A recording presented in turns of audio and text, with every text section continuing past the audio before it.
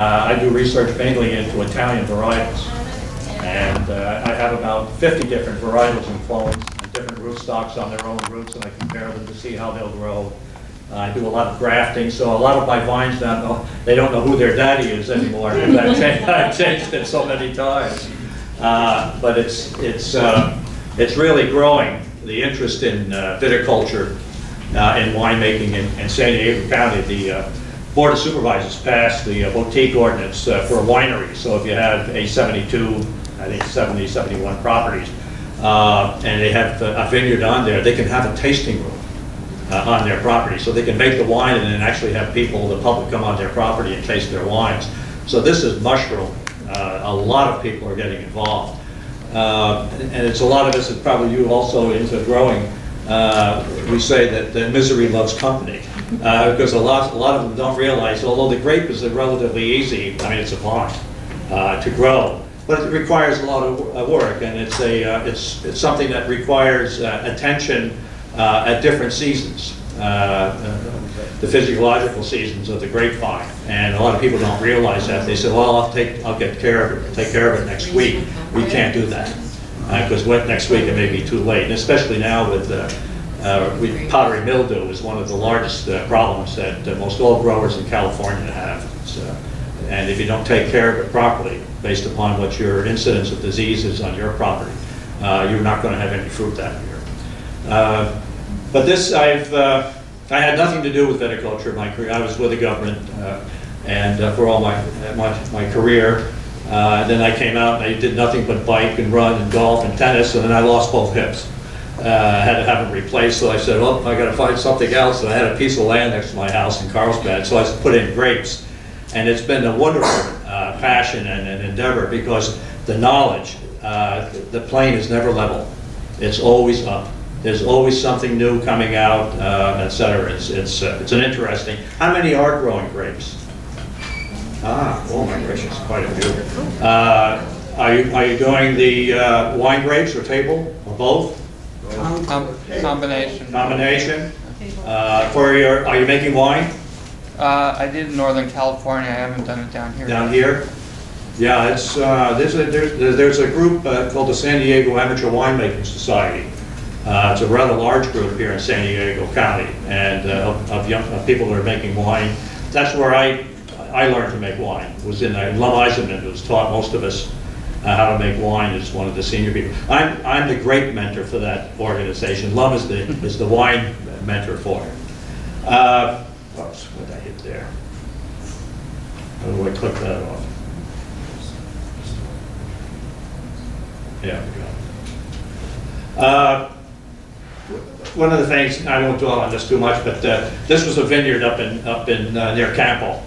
And I was asked to go up there and give a grafting lecture 2 years ago. And I went up and looked at this vineyard and I said, oh my God, what do you want to do with it? And because if you notice on this is why I have knowledge. And to do this, to get into viticulture, you really need to do some research to learn a little bit about the vine and how to take care of it and how to plant it and how to manage it. This here, I wasn't quite sure what they were trying to do. This was a single vine coming up. But you notice they've got arms coming off here, here, here, here.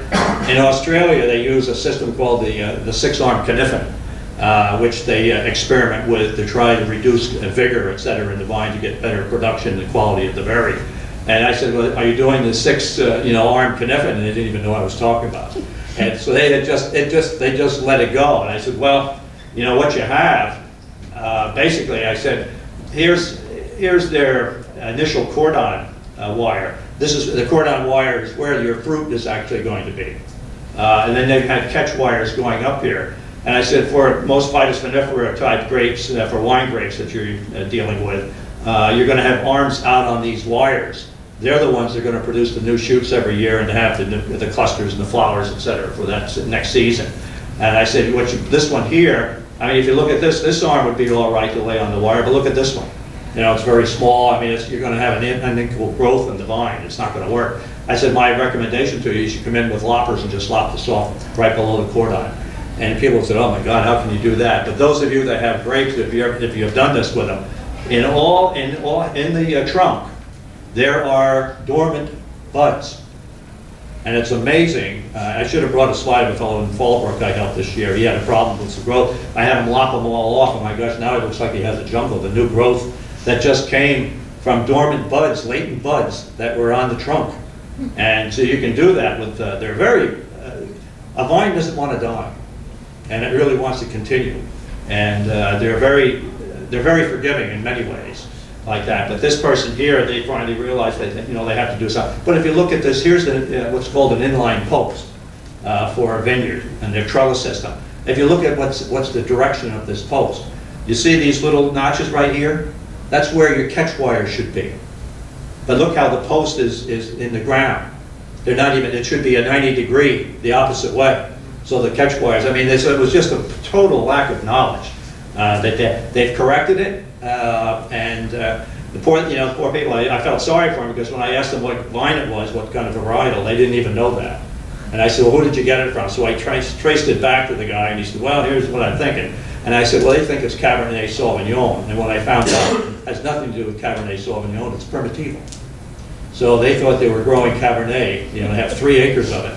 And now they've got 3 acres of Primitivo. But that's why a lot of people, when they get ready to do a vineyard, you know, I said, you've got to really take your time, do a little research, and get a little education before you go out and try to do it.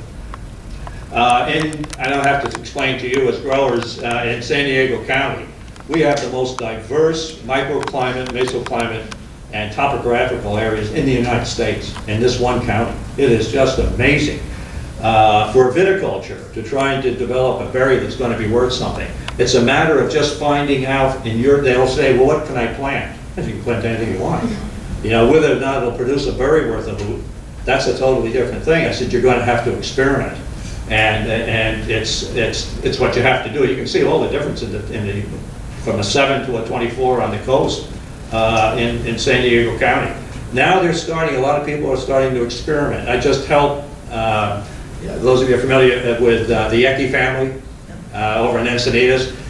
David Myers, his wife is Liz Ecke. If you go up to Acadia Boulevard where the golf course is, you'll look off to the right is where their property is like that. I just helped them put in 1,000 vines.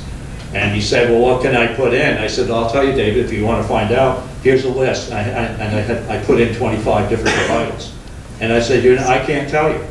I said, but these vines will grow here. Which ones are going to produce something that's going to be worthwhile? You're going to have to experiment. And we did. So this is the first year. So it'll be, well, the second year I'll be able to gauge and see what kind of a product that we're going to be able to get out of some of the varietals. But it takes some time.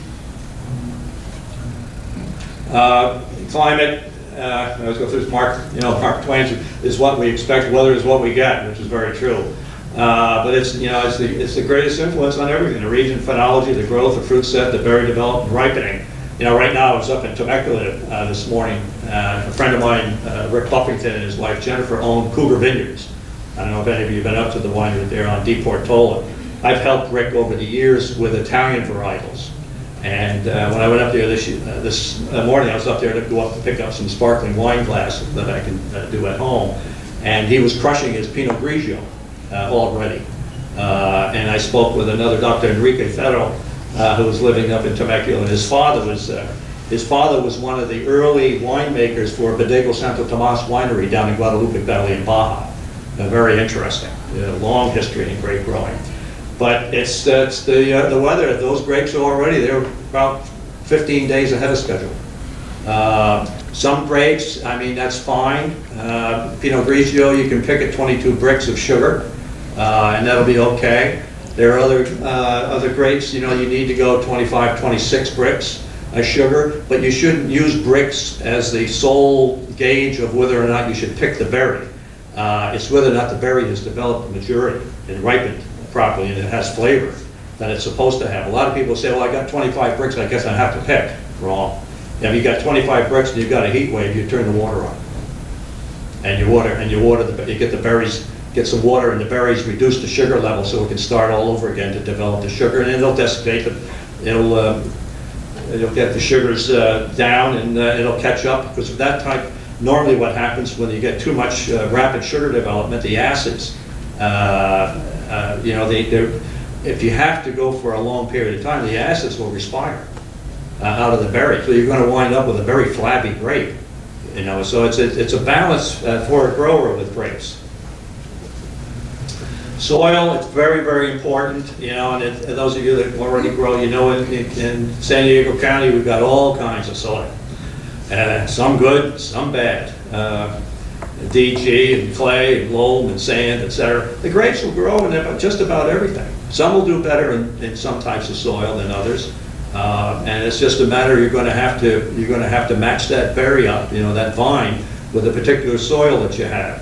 That'll also dictate too the type of a vine that you want to put in, whether or not it's something that needs a lot of water, or does it a vine that has a lot of vigor and you don't want to water it a lot to reduce the vigor, because too much vigor on a grapevine, you're going to wind up with a very green tasting wine, because all of the energy, all the carbohydrates that we developed during photosynthesis has gone into the new production of the leafage and not to the berry development. And that's why you have, with the vines, you've got to be very careful and have that balance of just the right canopy and to berry development. Analysis I always recommend. There's a laboratory up near Fresno. It's called the California Growers Lab. They're very, very good. It's the only lab in California that I'm familiar with, and I've done a lot of research on all the labs, that actually has a viticulturist on staff. Somebody that has years, and he's got, I think Roger Canoe has 35, 36 years of experience. He's coming down on August the 25th to put on a talk up at the Fallbrook store of Grand Genos on soils and nutrients, et cetera, and everything else. He's very good, but it's well worth your while to do your soil analysis so you know what you're working with right up front. If you have an excessive one nutrient or a deficiency of something, you should make that correction before you start to put the vines in the ground. This is their site up there. Very, very, very good. And the nutrient availability, it depends on the soil. There's one. Most soils that I've come in contact with, the pH is usually maybe low as 5.9, 5.8, up to about 7 or 7.5. It's in that range, which a vine can do well in. There's no problem with it. I did help two folks in Rancho Santa Fe here this past year. The pH on one of them was 4.2. I had never seen a soil like that. You know, so we had to come in with the agricultural line. I mean, it was basically what I told them what you have to do. I said, figure out where you're going to put the vines and dig a hole and get that native soil out of there and go get some good topsoil and get some good compost and everything else, and then come back and mix it with the native soils to have for a whole new planting hole, so that vine has a little bit of a head start. It can do something, but I said if you put that vine in the ground with that kind of a pH in the soil, it's not going to grow. It's not going to grow. It's very important to know about your soil, etc. And there's the pH, as you can see, those of you who are going to you probably realize this already, but what the pH level is, the nutrient uptake is dependent upon what your pH is. So that's why it's so important to know what your soil is going to be right up front. This year we've had, it's interesting, I don't have the zinc on here. I don't know why the zinc isn't on, unless I'm missing it. You see it? No, they got it, yeah, right here. This year I had a few vines. I have a friend of mine that's in Encinitas off of Santa Fe, and he's up the hill from the freeway. Right at the top of the hill, he's got a beautiful area of the ocean and everything, a nice breeze from the ocean. He had what's called mule rondage. It's also known as hens and chicks. And what that is, it's caused by a lack of successful pollination. And it can be caused by a weather factor, where you get an extreme fluctuation of weather during the early spring when the berries are in bloom and you're starting to go into pollination. It disrupts it. What happens, not all of the flowers will pollinate.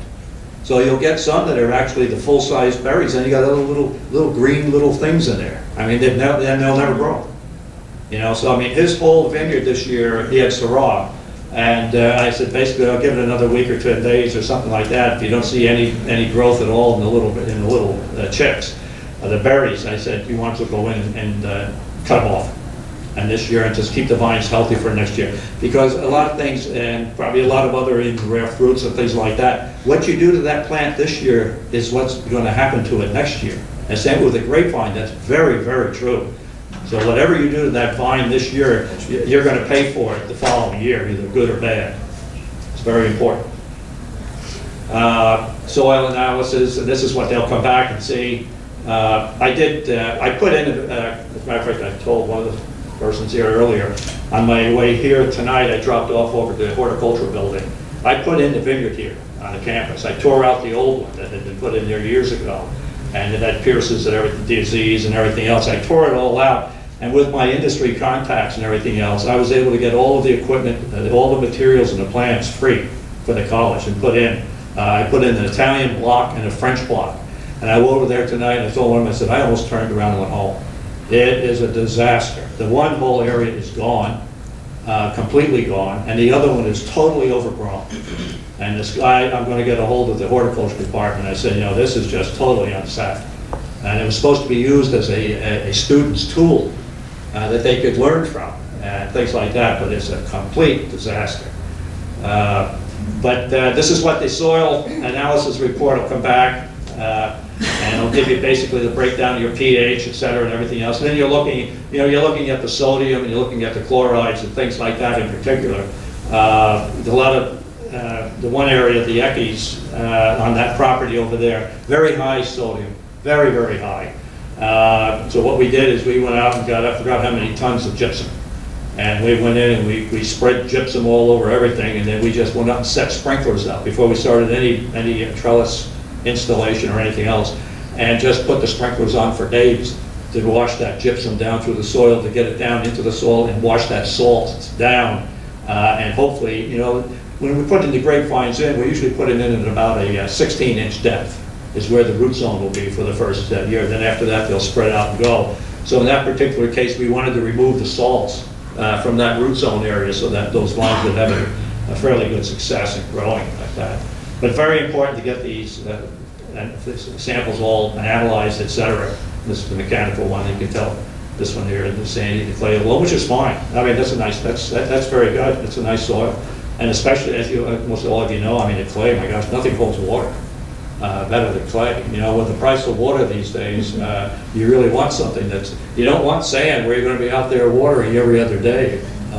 There are rootstocks, and I'll go into that a little later, that you can get that really are almost dormant proof in the sense that you don't have to water them as often. They'll survive in a dormant condition. Site preparation, as I mentioned, we had to do the things, we had to do the gypsum or the agricultural lime to get that all, to get the soil back up where we needed to do. Planning purposes, to get the design of the vineyard, the layout, the density, how close you want the rows to be. Are you going to use, are you going to have some equipment that you're going to be going down through the rows? That'll dictate to you how far apart the rows are going to be. Actually, give it a can. What does it hit on that one? And the vines, it also is dependent on, nowadays they're going into very high density. If you go up 101, up past Parcel, you know, up in that area up there, some of those vines aren't more than 2 feet apart. I mean, it's incredible. The theory is that they're going to struggle. You know, and a struggling vine is going to produce a higher quality berry. Well, I think that's a bunch of fish. But that's they're doing it now. Though most vineyards usually I like to, when I'm putting in a vineyard, I like to put in a vineyard that's 7 feet between the rows, and at least 4 to 5 feet between the vines, and that gives it enough open space. Ventilation is very, very important because powdery mildew will kill you. Whatever types of system you're using, the trellis system is very important. On the coast here, most of the vineyards that are being installed now, we're using what's called the VSP, a vertical shoot position, and all it is basically, it's I think I got a picture of it later. It's you're coming up.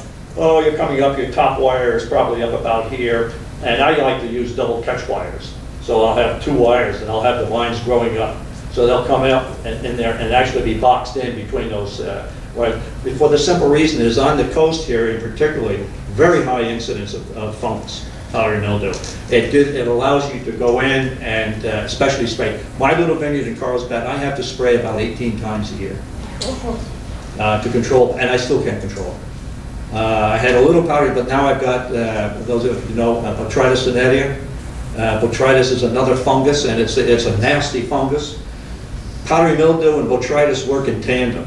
The botrytis fungus actually comes into the vineyard at bloom, early in the growth of the vine and the flowering area like that. But unless you're looking specifically for little indicators of it, you're not going to know it's there.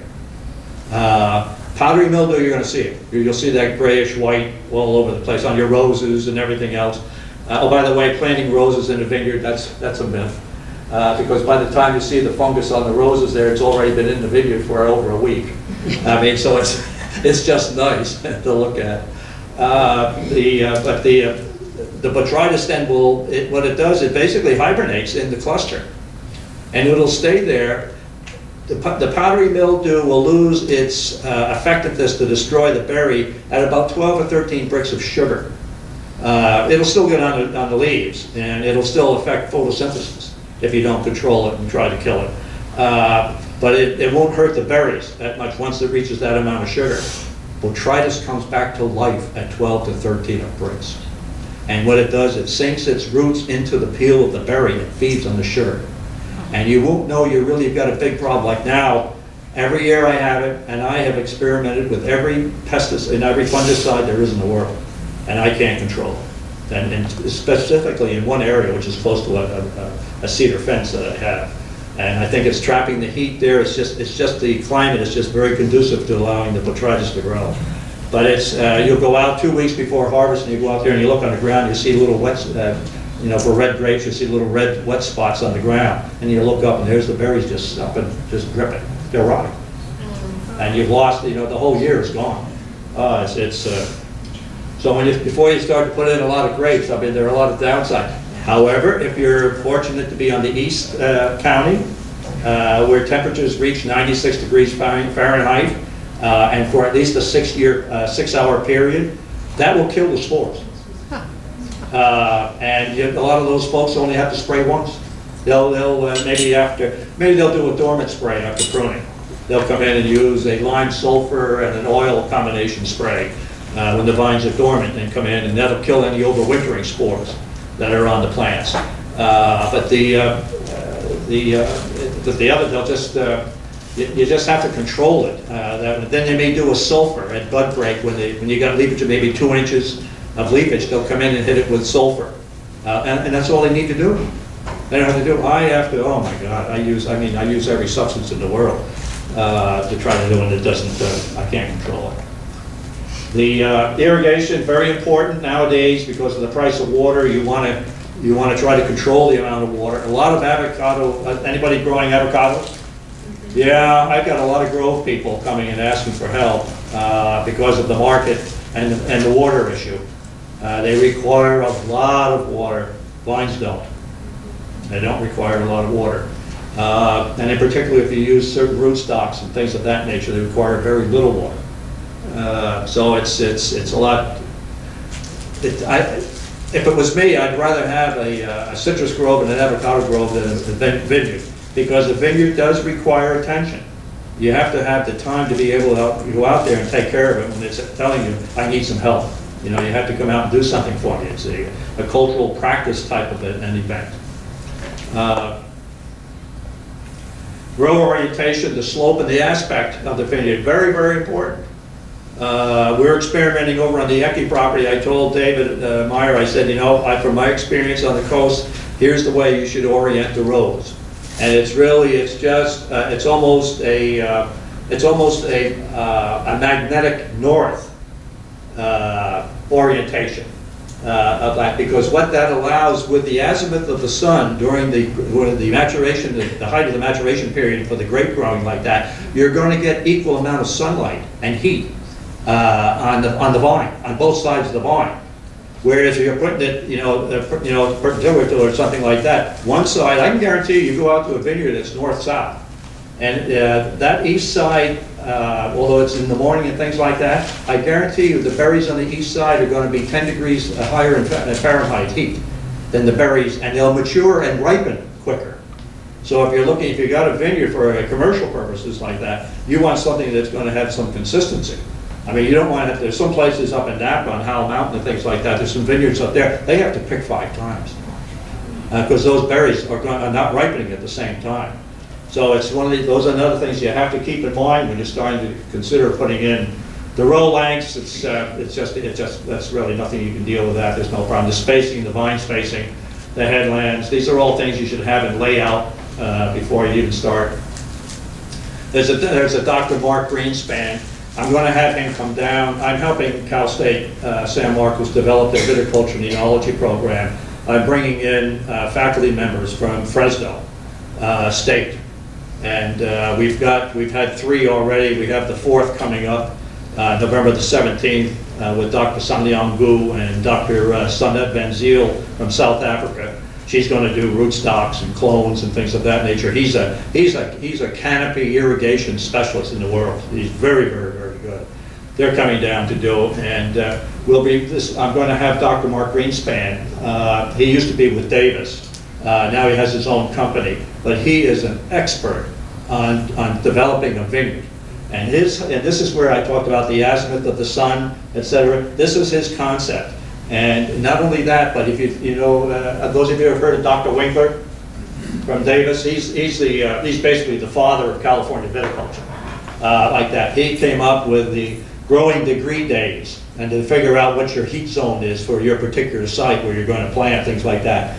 And Mark, his concept is, what are you looking at growing degree days? And usually what it is, you figure out what the total average is between May, above 50 degrees Fahrenheit, between May and October. And that'll tell you what kind of a heat zone you're in, what kind of a varietal of grape that you'd be able to plant in your particular site that may do well. He said, why do that? I mean, because the berry doesn't look at growing degree days, the berry looks at growing degree hours. I mean, because it's developing the carbohydrates, the starches and everything, for the nutrient of the plant, only at certain hours of the day. You know, at night, I mean, there's no photosynthesis or anything else. I mean, so he's very, very good.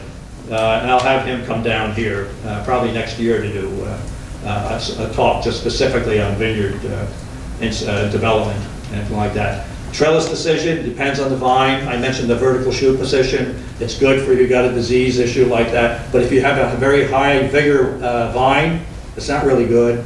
I have to hedge. I have not turned my water on in my vineyard for 3 years. First of all, if I knew then what I know now, there wouldn't be any grapevines in my vineyard. I have a high water tank that I didn't know I had. And I had to go buy a hedger. I'm out there, I have to give them a haircut 5 times during the growing season just to keep the growth down. Because it's so much growth that if you don't keep the growth down, all the energy is going into the new growth and not into the berry, and not to develop it properly. So there are other types several types of canopies you can use.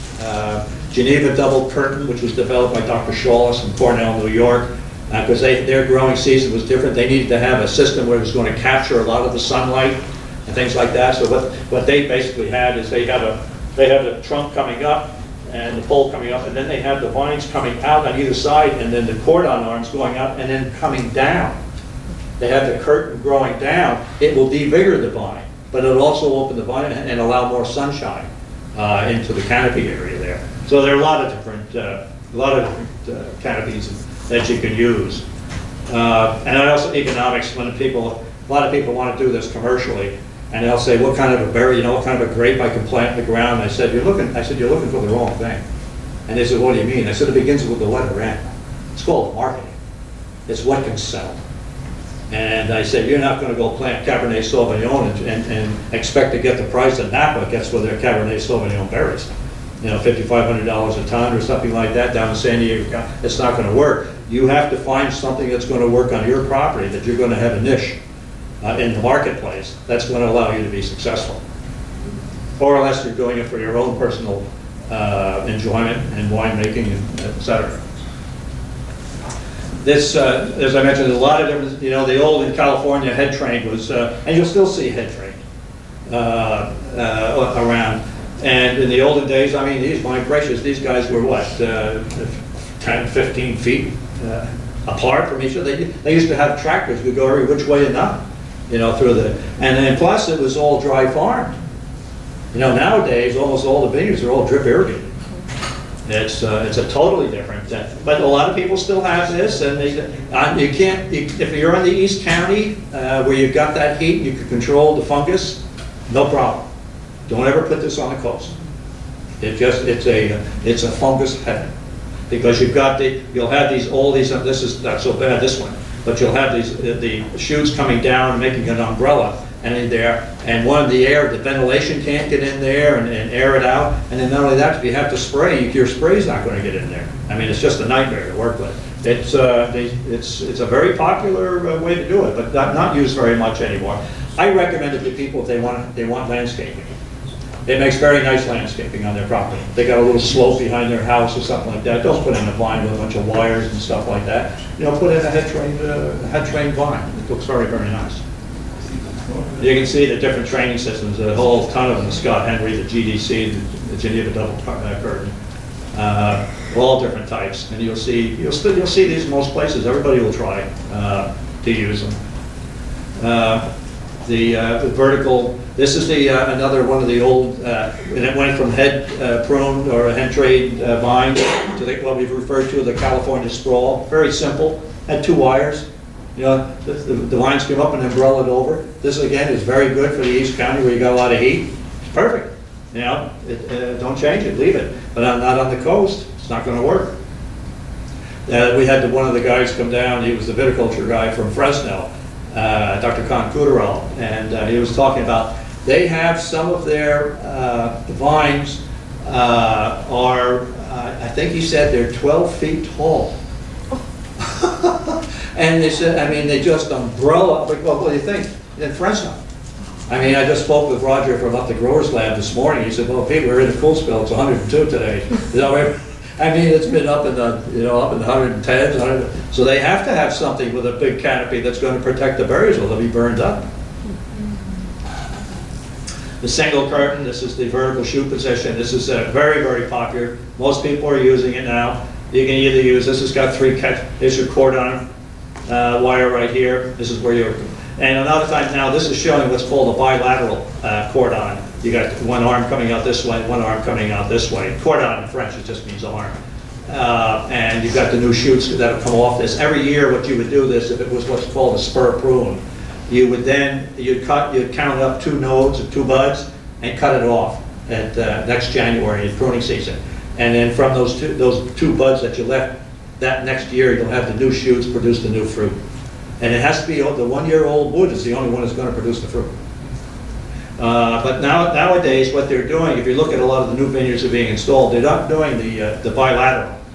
Because this requires a little work, because in the growing season, what you have to do, you'll have grow tubes on these just to protect them from the rodents and the rabbits, et cetera, and everything else.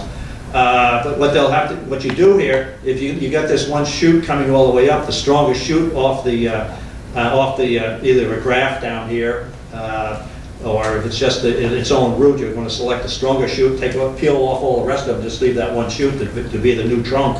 Then you're going to pinch it off. And you're going to hope that you're going to get 2 of those buds that are on that shoot that develop properly. That'll be your arms coming out. Nowadays, what they're doing, they're not pinching that shoot off early. They're letting it grow all the way up to a height which is going to be equal to the distance between the crown of the trunk and the next vine. So all you have to do, that first year, all you got to do is make sure that you've got it in those tendrils. You know, you want those vines, those little guys, they're going to, I mean, they're their own little system itself. They're going to latch onto something to save themselves. But if not, then you just tie that shoot all the way up here the first year. Down here, a lot of the literature that they write, they'll say, all right, after the first year, what you're going to do is you're going to take and you're going to cut the vine all the way down to 2 buds down here. That's wrong. I mean, that may be for up north or something like that. I can show you vines down here. This even the equity ones now. I think got some that are already up to the top wire. This is the first year. They were just planted this spring. So you just let the vine tell you. But this one here, then And next what you do is let that one shoot go up, then pinch it off at the top, up here, by pinching it or tip pruning it. What you're doing is you're forcing the laterals to grow on that shoot. The laterals will be, some of them will be the spurs for the following year to produce the new shoots and fruit. Very easy. And then at pruning time, all you got to do is take it off the top wire, remove the tendrils, and then lay it down, tie it down on the wire, and you're done. It's very simple, very easy. So most of them are doing it this way now. I'll zip it, but you can see everything that's needed. Your end post, very important. End post, like my little vineyard, if you come over and look at my little vineyard, I read a book From Vines to Wine by Jeff Cox many years ago, and it's still in my house, but it's got about an inch of dust on it. And I followed his advice on the book like that. And so I said, oh, I can do this myself. So I went to Home Depot and I got fence stakes, you know, I've got all kinds of different things. I don't have anything that you're going to see here for equipment and putting in the vineyard, in my little vineyard. But nowadays, these inline posts, remember I showed you the one, this is where the catch wires would go, and your shoots would come right up through it. These are really, really very useful. And then you get your post driver out of it. And as we learned from experience, you just make sure that the inner diameter is larger than what the outer diameter is. And we found that out one time. And these are anchors if you have to. If your rows are relatively long and you want to anchor the end post down, you can drill these will screw right down to the ground. And you've got different cross arms you can use depending. I like the, you know, really on the coast, if you're doing the vertical shoot, the 6-inch or 9-inch is really great. But if you're out farther where you know you're going to need an umbrella effect because you're getting a lot of heat, intense sunlight and heat, and you want to protect the berries, then use it because now the shoot's going to come up and they're going to umbrella over a little bit. And the wires, of course, I have 12.5 gauge, but you can, depending on the length of the row, it will dictate what size gauge wire you want to use, what the tensile strength is on it. Always, if you got rows, make sure you get one of these payouts, or what they call them, jennies, I guess also.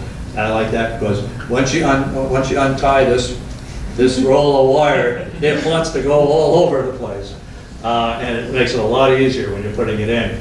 And these are little wire vices, so at the end of the rows, what you can do, you can drill holes through your wooden end posts like that, and then take the wire. They're not reversible. I mean, they'll come through one way and then hold. They won't go back. So they're very good. It makes it a lot easier to do the installation. This is not so important. This is unless you've got a very, very long row and you need to tighten the wires up. And this is it's a wire puller that helps you straighten out the wires. These little gripples are nice. You can use them to connect two wires. And they're great if you, for instance, at pruning time, you got some guys out there who don't know what they're doing and they cut your wires. These little guys, you can mend that very, very quickly with these. They're very good to have. This is a tensioner on the wires. I don't use these anymore, and this is the device to use it. It's okay, you can do it. I've had a lot of people complain because these tend to rust very easily. I don't like to use them anymore. And these are your training rods. Most of the time, you can use the little iron, rods if you want to get, but most of the people are using now the bamboo stakes, and you put those in the ground when you're planting your vine. You put that in and then have the vine right next to it. Then all you do is you get your grow tube, and then when you clip it to the wire, here's your grow tube, and you set that right over the stick because it'll be dormant. Most of the vines that you're going to be planting will be dormant, and then they'll come up through this grow tube like that, and that goes right around the stick, so that holds the vine nice and straight. It makes it quite easy. This is very useful. Make sure with your irrigation wire. I went and got those one of those little electrical ties. I was going through every one of my things and tying them on until I realized I had something like this. They're all little curlicues that you can just curl them right around the wire and take them off so easily. Irrigation tubing and things, different emitters. Netafim, which is an Israeli company, is probably top of the line for emitters for grapevine. They've got different types. They've got some that are pressure compensated. The little guys too, very, very good. Backflows. This is all this is a little. It's a mixture. If you have to do some fertigation or something like that, you can hook this up to your irrigation system. Feed. I don't like. I have it in my vineyard. I hardly use it anymore. One of the things for Pierce's disease that will kill the sharpshooter, which is the vector for the Pierce's disease, is a chemical called imidacloprid, and there's a substance called admire that's applied through the irrigation, goes into the soil. But the only problem with that is you have to know what the soil uptake is in your vineyard. And when I did it, and not all of the areas are consistent. So now they have, there's another spray called Merit 2F, which is the same thing with the imidacloprid in it, but it's a foliar spray. So now you can spray it directly onto the plant, and you know it's getting into the plant. Much safer. This is your irrigation, your emitter placements. Very important. Usually the first year you're going to have your emitter reasonably close to the new plant, so it'll keep a nice moist soil around the root zone. But then it's very important down here. Usually about after the second year, you need to when you're putting this irrigation wire or tubing in, leave 3 or 4 feet at the end of the row, because what you're going to do after the second year, you're going to unconnect it, and you're going to pull it, and you're going to pull these emitters in between all the vines. Because if you don't do that, what you're doing by having the emitter right next to a plant, you're creating a root ball.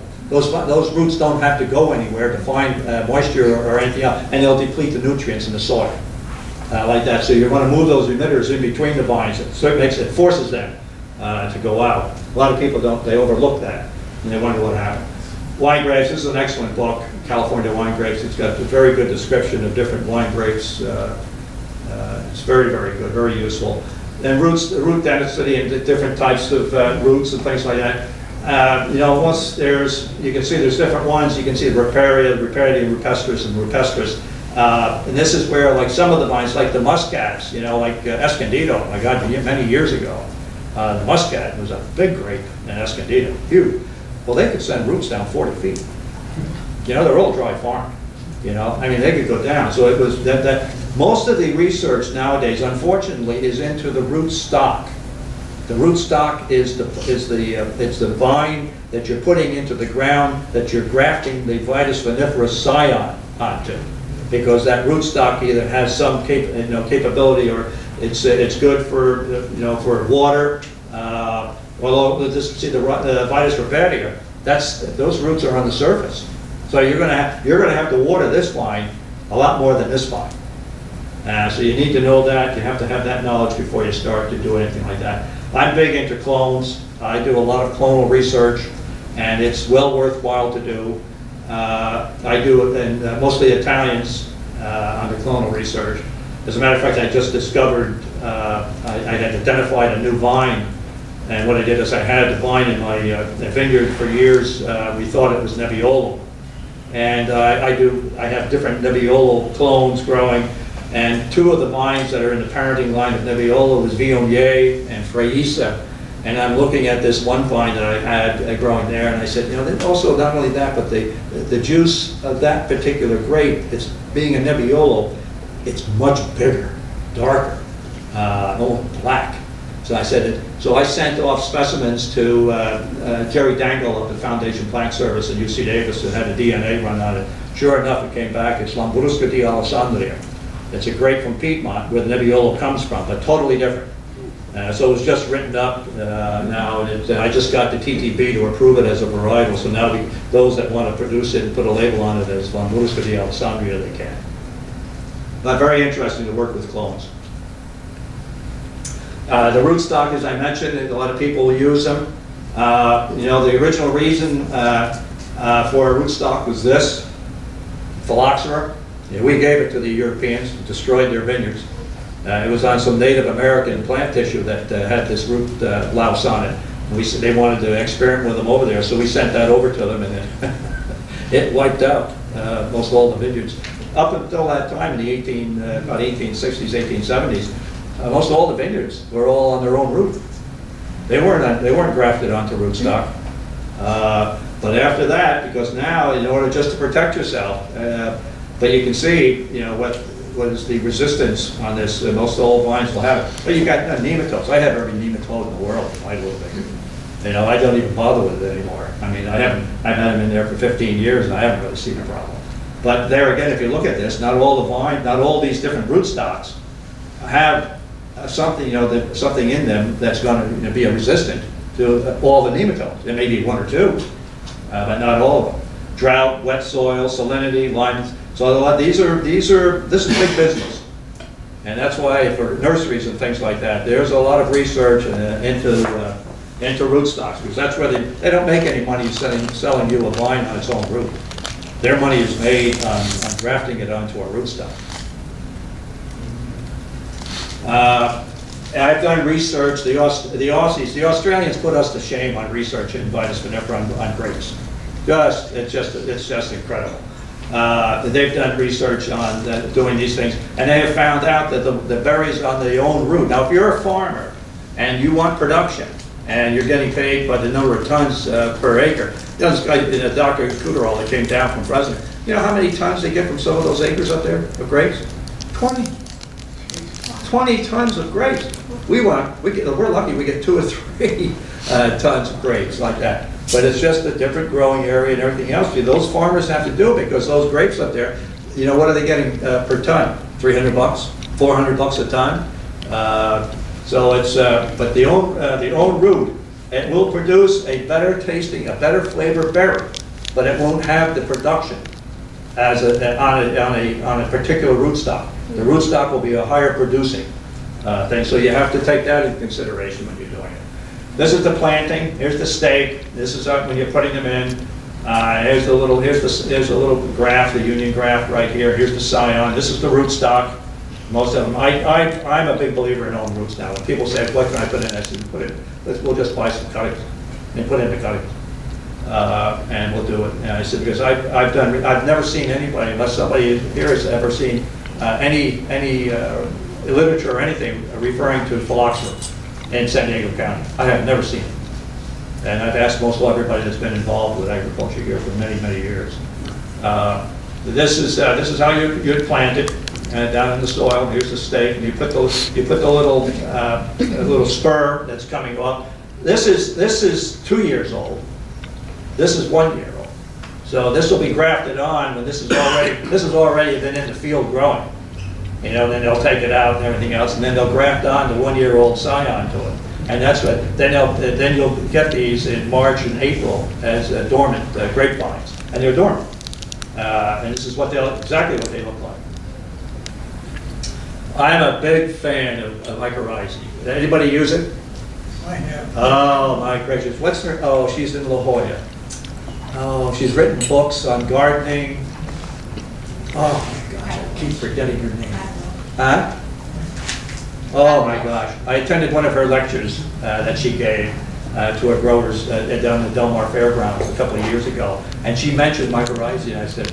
And then I started to research it, and I looked it up, and I said, what? And I've compared it, I've done it myself with plantings. It is incredible, the difference that your vine will turn out to be.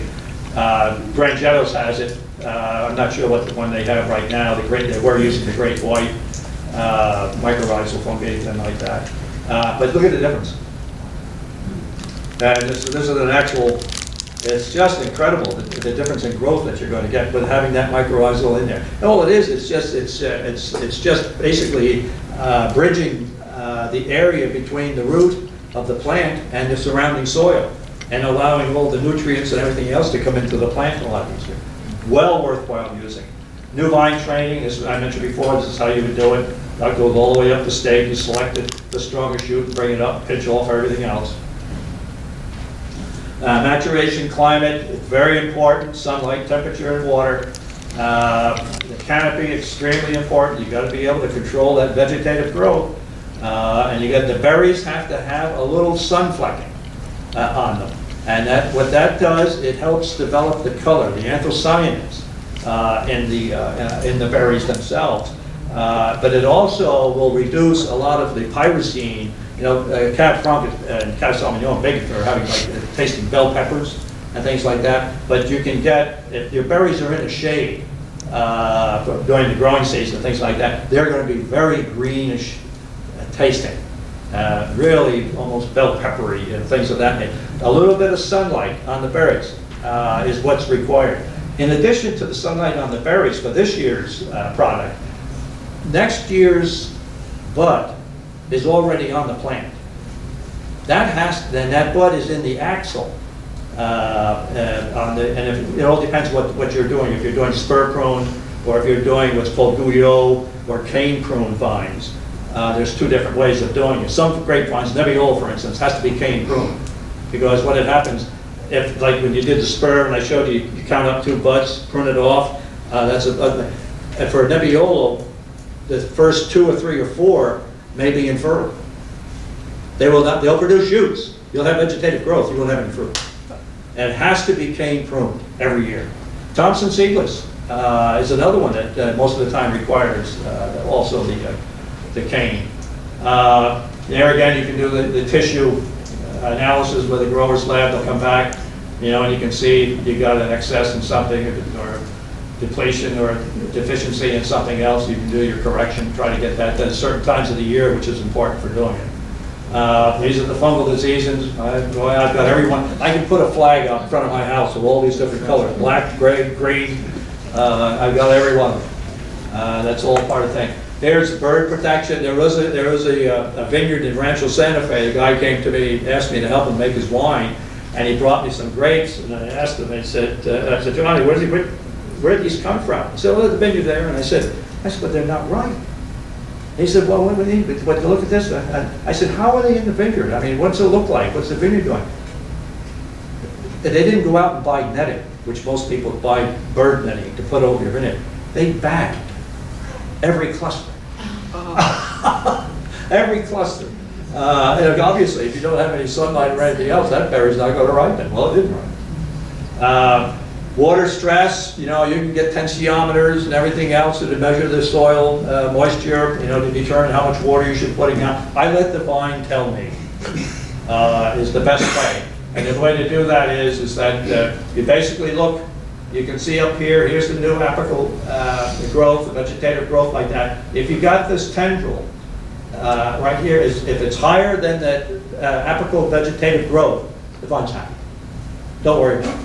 Once you see this tendril shrink down low, and of course you'll start to see these guys crinkle a little bit, then you know you better turn the water on and give them a shot of water. But nowadays the big vineyards, they'll use all these tensiometers. They got them all hooked up to computers. They can tell which place is at. And this is in Italian. I spent a little over 7 years in Italy. I made wine over there. It didn't turn out very good. It turned out to be vinegar, most of it. It was from a white grape that grows between Naples and Gaeta. Interesting harvesting it because they grow up poplar trees to about 40 or 50 feet height, and you have little ladders that are only about this wide. You have the rungs that are about this far apart. You stick your instep on the lower one, you hook your knee up into the upper one like that, and you can actually create mobility. You can go from either side picking the grapes. I have raccoons like crazy. I've already caught 5 this year. They love the grapes, and they know exactly when to. Same thing with the birds. If you have grapevines, always make sure to figure out when the sugars are starting to develop in the berry, and get the nets on before they really have a lot of sugar in the berry. Because if the birds don't realize there's a food source there, they're not going to get in. But if they know the food source, doesn't matter what you have on there, they're going to find a way in. What do you do with the raccoons? Oh, I got in trouble. I was relocating. Until I was teaching here, as a matter of fact, when I was doing it then, I was teaching here, and one of the gals was an IPM person, integrated pest management. And I said, well, I gave you guys a gift today, here on campus. That's not, so I let a raccoon loose. And she said, you can't do that. It's against the law. Because they're very family oriented. And not only that, but if they go into another family's area, they'll get killed. They'll kill them. And the other thing is they have, diseases transfer. So you say you can't do that. You have to call the pest management guys to come pick them up or whatever. You trap them with have a heart trap? Or have a heart. Yeah. I have them in my You have them? Yeah. Yeah, no, you put some nice, I did give them peanut butter sandwiches, sardines, all kinds of stuff, make it attractive to them, and they'll come in. And what I usually do is I try to put the trap near something where they've already maybe attempted to get to it, and they'll go right back to it. I don't know if they've got a pheromone or something that go back to the areas where they were the night before. I have a big problem, and ground squirrels too. Ground squirrels love the grapes. Great. That's the sharpshooter. This is the guy that's done all the damage in the state of California for the Pierce's disease. And this was the guy. This is the long before this guy came around. We had this one. This was the blue-green. We've had the blue-green in Northern California, all over California, for a long time. They're a vector too. But the difference between this little guy here, I mean, he's a B-29. It can fly, you know, like 2 miles a day. So with this one here, usually it'll live in a riparian area zone, and it'll come and feed on the vines on the periphery of your vineyard, and then it'll go back to its habitat. And whereas this guy just keeps on going. He doesn't go back to a habitat. He just keeps on trudging along. I've got Dr. Nick Toscano, who's a retired UC professor. He's one of California's experts on Pierce's disease, and he's going to be giving a talk at Cal State also next year. This is what Pierce's disease does to you. It's nasty. And the basic thing, the only thing you can do is rip the drawings out and get them out of there. Because you get the vectors come back in, they can feed on this plant, and they put the the bacteria in their jowls, and they just go to the next week. And that's why with the imidacloprid, with the Merit 2F, with the Admire, things of that nature there, it's bitter taste. The imidacloprid is made from the tobacco plant. That's where it comes from. And it's bitter. So Dr. Toscano has figured out it requires 20 seconds before the vector will feed on the vine. It has to feed on it for about 20 seconds before it'll inject the bacteria into the plant. And so they did experiments, and they found that it only lasts on there for about 5 seconds if you've got the imidacloprid in the plant. And it'll fly away. But it's also an insecticide. Eventually it'll kill them. Very good. And I always get oohs and ahs when I put this on. And they said, what damage can these guys do? Very interesting. This is the Asian ladybug, and I have them in my vineyard. But what it is that they get onto the grapes, the clusters of the grape, and when they bring them into wherever you're making your wine, you're putting them into your fermenter and things like that. They get agitated and they secrete a chemical which is very nasty tasting. Not nice. But I don't kill them, I let them go. And as they said, my little vineyard is called Usinus. It's in Pompeii, Italy. If anybody's been there, back by the amphitheater, there's a little old wine shop, and Dr. Mastro Battadino has now restored 3 of those old wine shops with their little vineyards. My little vineyard in Carlsbad is about the same size as the one called Usinus in Pompeii. So this is what I've done with grass. So you see, if you've got the wrong vine and if it's not doing well, you just graft over. You can see how it's done. This is the progression of the graft. You can be back in full production in 1 year. Be back in. I brought a team down from Temecula to do a larger vineyard for grafting, and it was entertainment to watch these guys. They are something else. How fast they can do this and graft. It is just amazing. This is called chip bud.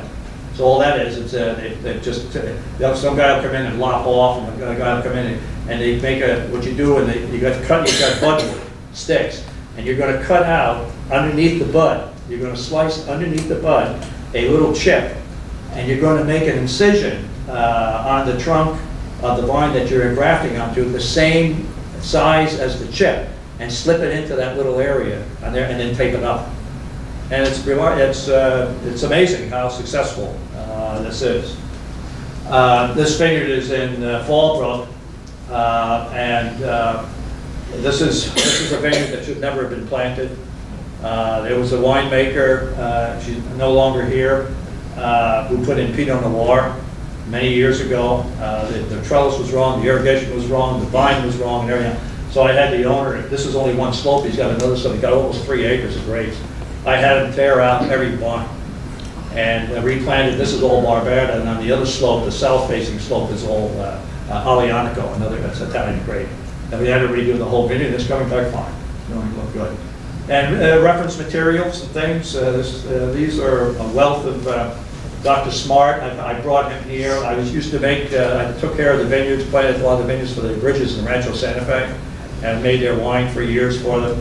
I had him come down and do a lecture down there one time. He's very, very good. I can't imagine one of the world's leading people. The Aussies comb dry. They're very, very. Dr. Winkler was a head of California viticulture. He's very, very good. These folks are all good, top powers. Excellent. We've used this as a text on some of the classes and things. But it's a lot of fun. And some of the other publication websites, this is very good if you want. You can get, they have it daily, also online, that you can go with all news articles, etc. Things like that. Very informative. My recent identification of Lambrusca, the Alessandria, was posted and it went viral. You got newspapers all over the country now are reproducing that article on the discovery of the Lambrusca. And I've got another one. It's called Brichetto di Acqui, that I discovered that the Department of Agriculture, their repository at Davis, it was brought into Geneva, New York, way back, kept there for a few years, then it was transported back out to Davis to the repository out here. I discovered what it's, they have different numbers for it, the DBIT number, and I discovered what it was, and I told the Department of Agriculture, they said, oh no, we don't have that. I said, use this number and go look. Oh, we've got 3 vines. So for 8 years now, they send me, oh my gosh, it's smaller than your straw. Every year they'll send me 3 or 4 cuttings. I mean, they're free, but that's how they do it. They'll send it to you free. So I'll get them to grow. I mean, not all of them will grow, and I'll try to get them to grow. For 8 years I've been doing this, so I finally got enough, and my friend, the Buffingtons in Temecula, I got enough cuttings where I went over there and they grafted over a large portion of one of their blocks of vines with this Brichetto, and I was getting ready to send a petition letter into TDB to have it acknowledged as a varietal by itself, because it's not in the United States. And I sent a sample up to the Jerry Dangle at Davis, came back as Sangiovese, not Brichetto at all. And I said, oh my God. So now then they got back to me. They said, well, we only had 3 vines, 2 are dead, we've got 1 left. So then I got in touch. If anybody's interested in viticulture, one of the world's leading amphilographers, that's a person that can identify grapevines just from looking at the leaves, but she's also a DNA expert in the world, Dr. Anna Schneider. And she's lives in Italy, and I communicated with her. And I sent her pictures of a couple of the vines, and she came back and said, those are the Brichetto. And so I sent them to Davis, and they said, okay, it looks like it, but we're going to do a DNA and match it against a DNA profile to come back and confirm it. I've got to start all over again. Now I'm going to have to propagate all over to get enough budwood. But that's the business. You have to have a passion for it, and that's what it is. And I do a lot of this, the Grangettos. They're very, very good. I've got them now. They are now, they keep all the materials. So anybody needs anything for vineyards and things like that, they have everything. They're very good. Yeah. And that's anybody. Any questions? Oh, yeah, lots.